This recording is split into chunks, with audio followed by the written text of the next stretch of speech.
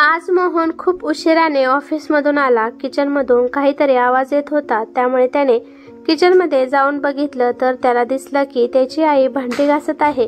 त्याला माहित होतं की त्याच्या आईचे गुडघे आणि कंबर दुखते, तरी पण आई भांडी का घासते हा प्रश्न त्याच्या पुढे उभा राहिला होता. जानेवारीचा महिना होता आणि शिवाय थंडी पण खूप वाजत होती. तो तसाच त्याच्या बेडरूममध्ये गेला. त्याने त्याची बॅग खाली ठेवली आणि नंतर तो बाथरूममध्ये गेला. गिझर ऑन केला आणि त्याने हातपाय तोंड धुतले.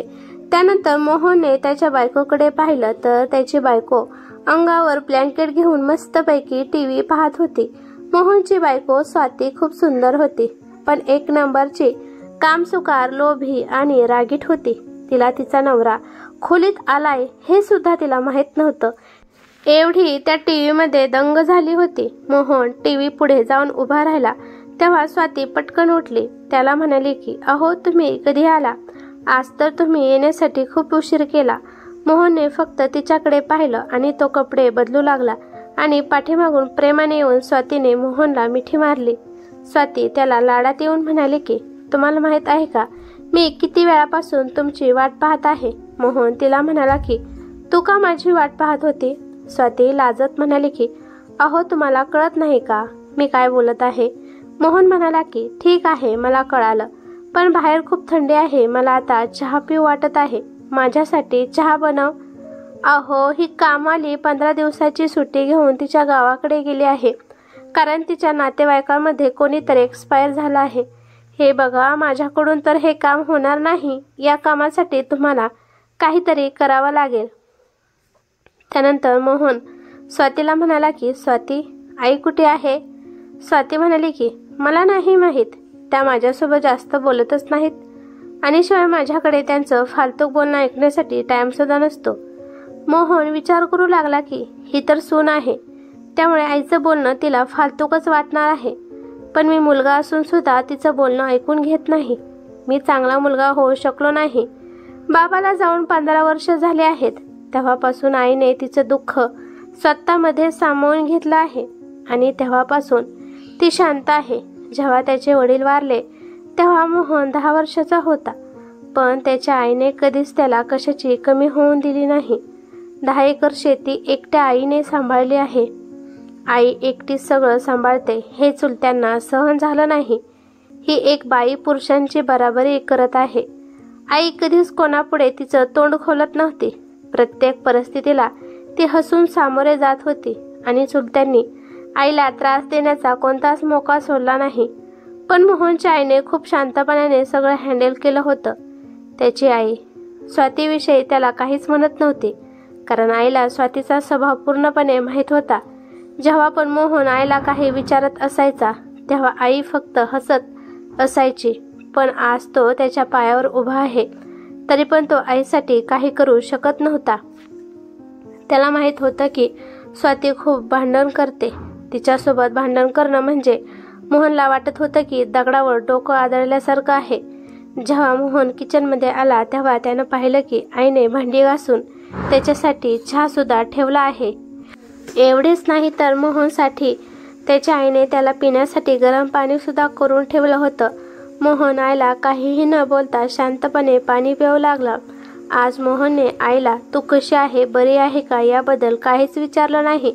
तो किचनमध्ये उभा राहून स्वातीला मोठ्याने आवाज देऊ लागला, स्वाती, ए स्वाती, लवकर बाहेर ये.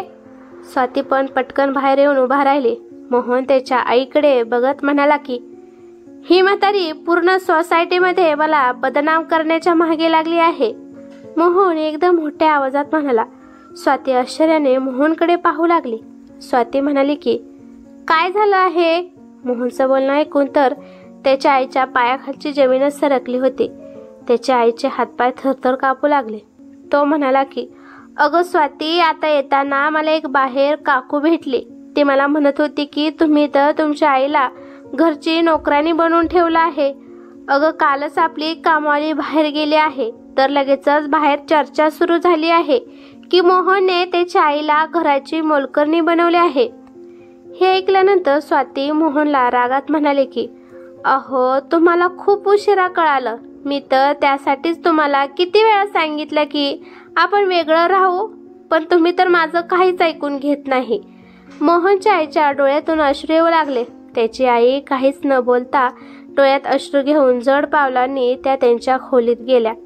त्यानंतर मोहन स्वातीला म्हणाला की, हे बघ स्वाती, आज जेवण तू बनव. या बाईकडून कोणतंच काम करून घेऊ नको. स्वातीने पण तिच्या मनात नसताना तिने वाकडा तिकडा स्वयंपाक बनवला. त्यानंतर स्वाती तिचं आणि मोहनचं जेवण घेऊन खोलीमध्ये गेली. त्यानंतर मोहन गंभीर स्वरामध्ये म्हणाला की, आईला जेवण नेऊन दिलं का? स्वाती त्याला म्हणाली की, मी जेवण बनवून ठेवलं आहे, त्या त्यांच्या हाताने घेऊन खातील. तुम्ही आईची एवढी काळजी करू नका. आता फक्त आपण आईपासून कसं वेगळं राहायचं याचा विचार करू. मोहन स्वातीला म्हणाला की, स्वाती तुझं डोकं खराब आहे का? अगं हे घर, जमीन, प्रॉपर्टी सगळं आईच्या नावावर आहे. जर तू वेगळं राहण्याचा विचार केला तर हे सगळं आपल्या हातचं निघून जाईल. पण स्वाती त्याला म्हणाली की, अहो तुमची आई तुमच्यावर खूप प्रेम करते. तुमची आई असं कधीच करू शकणार नाही. अगं स्वाती वेडी आहेस का? सगळे नातेवाईक यावरच टपले आहेत की आपण कधी आईला या घरातून बाहेर काढू आणि मग ते आपल्या आईला जवळ करून सगळी प्रॉपर्टी ते त्यांच्या नावावर करून घेत असतात. त्यामुळे स्वाती मी काय सांगतो ते ऐक. आपल्या फायद्यासाठी आईसोबत चांगलं वागण्याचा प्रयत्न कर. देखाव्यासाठी तरी तू आईवर प्रेम करते हे तर दाखवू शकतेस. आईला बाहेर काही जाऊन सांगण्याचा कोणताच मोका सोडू नकोस. तू बघ एक ना एक दिवस तुझा हा दिखावा आपल्याला खूप उपयोगी पडत असतो. खरं तर स्वाती खूप लालची स्वभावाची होती. त्यामुळे मोहन काय म्हणत आहे तिला लगेचच समजलं आणि मग ती नंतर शांतपणाने विचार करू लागली. मोहन तिला म्हणाला की, अगं स्वाती तू जेवण कर, मी जरा येतो. मी आईला जेवण देऊन येतो. नाहीतर आई अजून बाहेर जाऊन आपल्याबद्दल काहीतरी सांगेल तर मग आपली खूप बदनामी होईल. त्यानंतर मोहन किचनमध्ये गेला. त्याने भाजी गरम केली आणि भाकर आणि भाजी घेऊन तो त्याच्या आईच्या खोलीमध्ये गेला. मोहनची आई जेवण खूप थोडंच करत होती. त्यामुळे त्यांच्या शरीरात अशक्तपणा आला होता. पण आज मोहन जो वागला त्यामुळे त्यांचं मन खूप दुखलं होतं. तो आईच्या खोलीत गेला तर आईच्या खोलीची मधली लाईट बंद होती. त्याला माहित होतं की आई खोलीमध्ये झोपली नसेल, ती लाईट बंद करून रडत असेल. तो विचार करतो की माझ्यामुळे आईला आज खूप त्रास झाला असेल, कारण त्यांच्या शांत स्वभावाच्या मुलाने त्यांच्या मनाला लागेल असं काही तो बोलला होता. मोहनने लाईट लावली आणि तो आईला म्हणाला की, आई मी तुझ्यासाठी जेवण आणलं आहे, तू जेवण करायला उठ ना. त्याची आई म्हणाली की, बाळा मला भूक नाही, तुम्ही दोघं जेवण करा, मला आता झोप लागली आहे. त्यानंतर मोहनने जेवणाचं ताट टेबलवर ठेवलं आणि तो आईच्या पायावर डोकं ठेवून खूप रडायला लागला. मोहनची आई गोंधळून उठली आणि म्हणाली की, अरे अरे मोहन बाळा काय झालं आहे? त्यानंतर तो जड आवाजात म्हणाला की, आई मला माफ कर, तुला या थंडीपासून वाचवण्यासाठी मला हा उपाय करावा लागला. आई तुझा मुलगा खूप वाईट आहे. आई स्वाती आई आणि मुलाचं नातं कधी समजू शकणार नाही, पण जेव्हा ती आई होईल तेव्हा तिला नक्कीच आई आणि मुलाचं नातं समजेल. आई मला माहीत आहे माझी मजबुरी तुला नक्की समजत असते. मला तुझ्या या वयात तुला कोण अपशब्द बोलेल किंवा तुझ्याबद्दल वाईट बोलेल मला सहन होणार नाही. आई उठ जेवण कर, तू नाही जेवली तर मी पण जेवणार नाही आणि मला माहीत आहे तू घरातल्या गोष्टी बाहेर कुठे सांगत नाही. त्यानंतर त्याची आई आणि मोहन दोघे पण जेवू लागले. मोहन आईला सांगू लागला की त्याचा कसा प्लॅन त्याने केला आणि स्वातीला कसं त्याने लालच दाखवलं हे सगळं आईला सांगितलं. त्याने आज खूप प्रेमाने आईला जेवण भरवलं. त्यानंतर त्याची आई त्याच्या डोक्यावरून प्रेमाने हात फिरवत म्हणाले की, माझा मुलगा माझी किती काळजी करतो, कारण तुला माहीत आहे की तुझी बायको तिला किती पण सांगितलं तरी ती ऐकणार नाही. त्यामुळे तो हा उपाय फक्त माझ्यासाठी काढला आहे. डोळ्यात अश्रू घेऊन मोहन हा विचार करत होता की आईचा आशीर्वाद, आईची साथ, आईची सावली या जगामध्ये सगळ्यात मोठी प्रॉपर्टी आहे. हे देवा माझ्या आईचा आशीर्वाद सदैव माझ्या पाठीशी राहू दे. त्यानंतर मोहन आईला गुड नाईट म्हणून तो त्याच्या खोलीमध्ये निघून गेला. तोपर्यंत स्वाती जेवण करून झोपी गेली होती. त्यानंतर मोहनने जेवणाचं ताट वगैरे उचलून ठेवलं आणि तो पण आज शांत झोपी गेला होता. दुसऱ्या दिवशी सकाळच्या वेळी स्वाती पहिल्यांदा लवकर उठून घरातली कामं करत होती. मोहनची आई काम करण्यासाठी किचनमध्ये येत होती, पण स्वाती त्यांना प्रेमाने सांगत होती की आई, आजपासून तुम्ही फक्त बसायचं, मी सगळं काम करणार आणि आता तुमचं वय झालं आहे, या वयामध्ये तुम्ही काम नाही केलं पाहिजे, तुम्ही तर फक्त आता सुनेच्या हातचं आयतं खायला पाहिजे. आज पहिल्यांदा स्वातीच्या तोंडून हे शब्द ऐकून मोहनच्या आईला खूप आनंद झाला.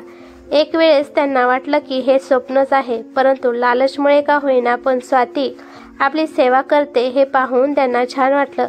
सकाळच्या वेळी जेव्हा मोहन उठला तेव्हा त्यानं पाहिलं की स्वाती काम करत होती. तो आज खूप खुश होऊन मोहन ऑफिसला गेला आणि जेव्हा तो ऑफिसवरून घरी आला तर त्याने पाहिलं की आई मस्तपैकी बेडवर झोपून टीव्ही पाहत होती आणि स्वाती किचनमध्ये काम करत होती. आणि तो मनातल्या मनात विचार करतो की माझा प्लॅन सक्सेस झाला. त्यानंतर तो आईपाशी गेला आणि आईसोबत गप्पा मारू लागला. आणि इकडे स्वातीला वाटू लागले की मोहन त्याच्या फायद्यासाठीच आईसोबत एवढ्या गप्पा मारत आहे. तिच्या मनात दुसरं काहीच आलं नाही की हे खरोखरच आई आणि मुलाचे प्रेम आहे, त्यामुळे ते गप्पा मारत आहेत. आणि खऱ्या अर्थाने मोहनची आई पण आता समाधानी झाली होती. ही कथा कशी वाटली ते मला कमेंट करून नक्की सांगा. कथा आवडली तर लाईक शेअर नक्की करा आणि चॅनेलवरती नवीन असाल तर चॅनेलला सबस्क्राईब करा. धन्यवाद.